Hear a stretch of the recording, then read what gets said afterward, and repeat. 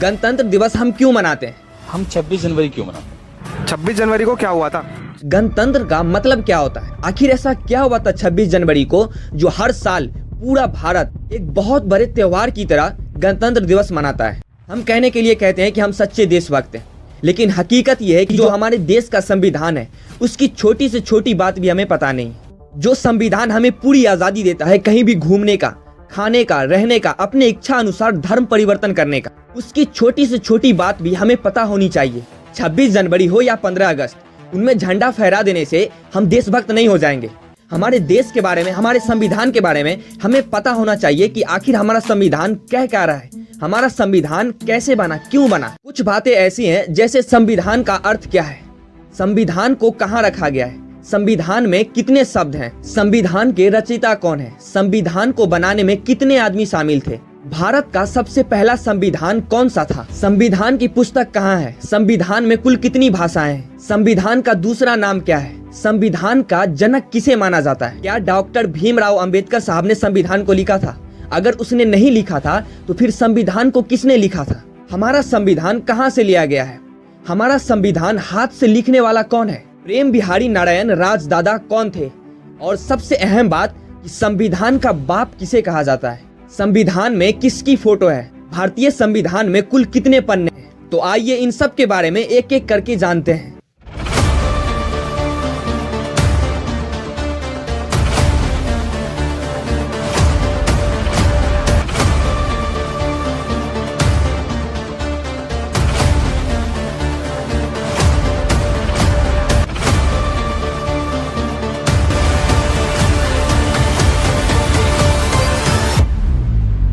Hello everyone, मैं हूं तबारक और आप देख रहे हैं तबारक the story man YouTube channel. तो सबसे पहला, संविधान का अर्थ क्या होता है?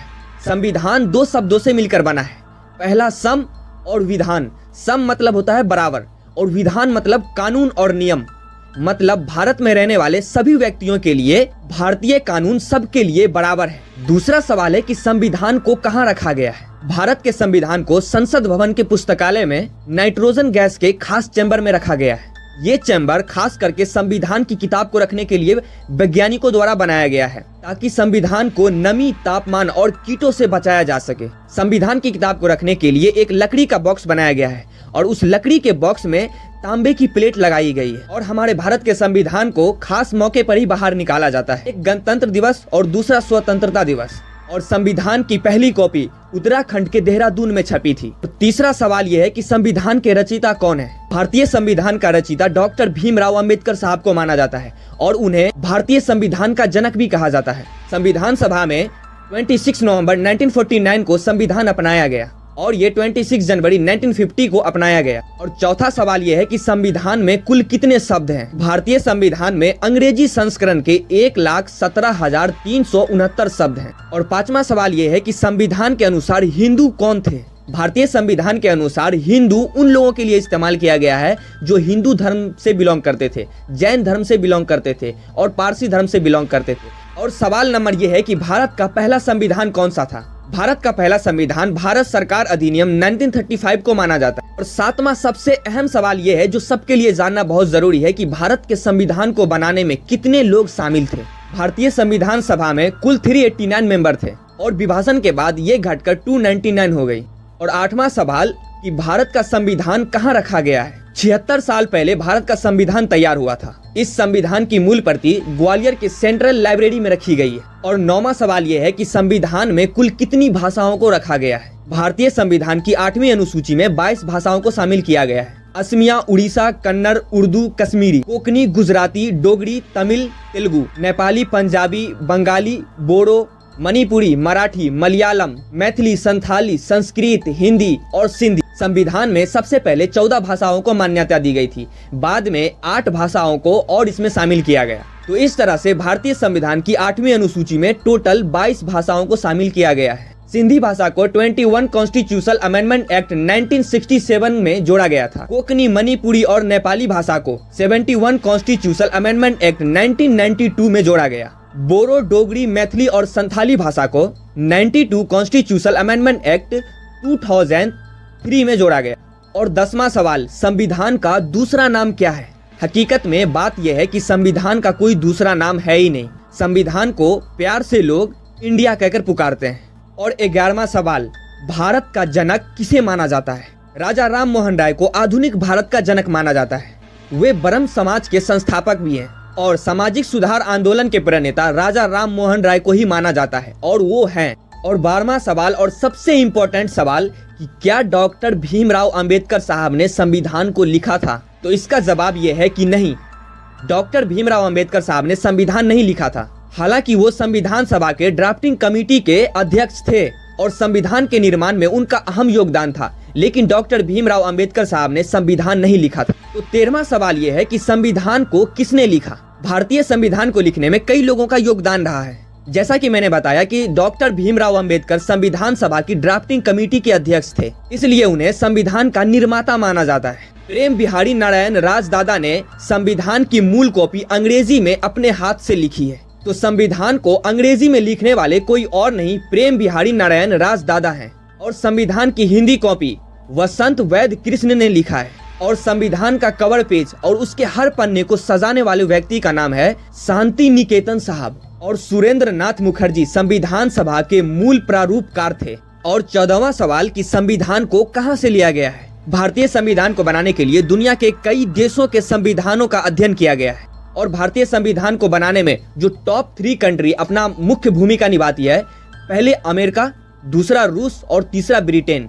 ये टॉप 3 कंट्री भारत के संविधान में मुख्य भूमिका निभाती है। और भारतीय संविधान को बनाने में डॉक्टर भीमराव अंबेडकर साहब ने दुनिया के 60 देशों का अध्ययन किया था। और 60 देशों का अध्ययन करने के बाद हर एक देश से जो अच्छाइयाँ थी उनको लेकर डॉक्टर भीमराव अंबेडकर साहब ने भारत के संविधान का निर्माण किया। और 15वां सवाल कि हमारे संविधान को हाथ से किसने लिखा? तो जैसा कि मैंने आपको बता दिया है कि प्रेम बिहारी राजदादा ने हमारे संविधान को अपने हाथों से लिखा है अंग्रेजी में। और राजदादा को संविधान लिखने में 6 महीने लगे थे और उन्होंने इस संविधान को लिखने के लिए 1 भी रुपया नहीं लिया था। उन्होंने निःशुल्क भारतीय संविधान को अपने हाथों से लिखा है। और 16वां सवाल और भारत का सबसे वायरल सवाल यह है कि संविधान का बाप किसे कहा जाता है? तो उसका जवाब यह है कि संविधान का बाप डॉक्टर भीमराव अंबेडकर साहब को माना जाता है। डॉक्टर भीमराव अंबेडकर साहब ने संविधान में एक ऐसा लगाम डाला है कि आज ये जितने पॉलिटिशियन और ये जितने नेता हैं ना, इन सब का लगाम डॉक्टर भीमराव अंबेडकर साहब ने संविधान में कसकर गए। पहले मैं आपके सारे सवालों को क्लियर कर दूं, उसके बाद मैं डॉक्टर भीमराव अंबेडकर साहब की पावर को बताऊंगा। और 17वां सवाल कि संविधान में किसकी फोटो है? इसके बारे में बहुत विवाद है। मैंने पता लगाने की कोशिश की है, लेकिन पता लगाना मुझे लगता है कि मुश्किल है। तो अगर आपको पता है कि भारत के संविधान में किसकी फोटो है तो आप हमें कमेंट में जरूर बताएं, क्योंकि मैं डायरेक्ट नाम नहीं ले सकता, क्योंकि मुझे कंफर्म नहीं है कि भारत के संविधान का जो कवर पेज है उस पर किसकी फोटो है। रिसर्च के मुताबिक पता चलता है कि भारत के संविधान के जो कवर पेज है उस पर डॉक्टर भीमराव अंबेडकर साहब की फोटो है। फिर वहीं दूसरी रिसर्च ये है कि संविधान की कवर पेज पर भगवान राम का फोटो है। और तीसरी रिसर्च ये है कि संविधान के कवर पर हनुमान जी का फोटो है। तो और 18वां सवाल ये है कि भारतीय संविधान में कुल कितने पन्ने हैं? भारतीय संविधान में टोटल 251 पन्ने हैं और हर एक पन्ना 22 इंच लंबा और 16 इंच चौड़ा है। हर एक पन्ने की लंबाई 22 इंच और चौड़ाई 16 इंच है। तो ये थी हमारे संविधान की कुछ बातें जो हर भारतीयों को पता होना चाहिए। तो अब आते हैं डॉक्टर भीमराव अंबेडकर साहब पे। 26 जनवरी हो या 15 अगस्त, अगर इन दोनों मौके पर डॉक्टर भीमराव अंबेडकर साहब की तारीफ नहीं की जाए तो फिर ये फेस्टिवल मनाना बेकार है। भारतीय संविधान इतना पावरफुल क्यों है? भारतीय संविधान पावरफुल इसलिए है कि आप चाहे कितना ऊंचा उड़ लें, आप चाहे कितनी भी अपनी जोर लगा लें, लेकिन जो एक मेन पॉइंट होता है उस पॉइंट से आप ऊपर नहीं जा सकते। और वो पॉइंट है हमारे भारत का संविधान। डॉक्टर भीमराव अंबेडकर साहब ने संविधान में ऐसी कड़ी लगाई है और संविधान को एक ऐसा लगाम बना दिया है कि अगर वो लगाम डॉक्टर भीमराव अंबेडकर साहब नहीं लगा कर गए होते तो आज हमारे भारत की जो हालत है वो कब का ये नेता बेच खा गए थे। भारतीय संविधान एक ऐसा लगाम है जो सबको उस लगाम के अंदर बांध कर रखती है कि आप चाहे कितने बड़े नेता हैं या कितने बड़े आप वकील हैं या कितने बड़े डीएम हो या कलेक्टर हो, आपकी एक सीमा है, आप उस सीमा से ऊपर नहीं उड़ सकते। उसको रोकने के लिए है भारत का संविधान कि आप चाहे कितनी भी अपनी पावर का इस्तेमाल कर लो, आप चाहे प्रधानमंत्री क्यों ना हो, आप चाहे अपना कितना भी पावर का इस्तेमाल कर लो, लेकिन एक पॉइंट पर जाके आपकी ताकत खत्म हो जाएगी, आपकी ताकत को जीरो बना देगा, वो है भारत का संविधान। और डॉक्टर भीमराव अंबेडकर साहब ने ये लगाम उसमें लगा कर गए। मेन बात पता है क्या है कि अगर डॉक्टर भीमराव अंबेडकर साहब नहीं होते ना, तो आज देश में जो ये नेता लोग कर रहे हैं, ये कब का दलित लोगों को मार खा गए होते।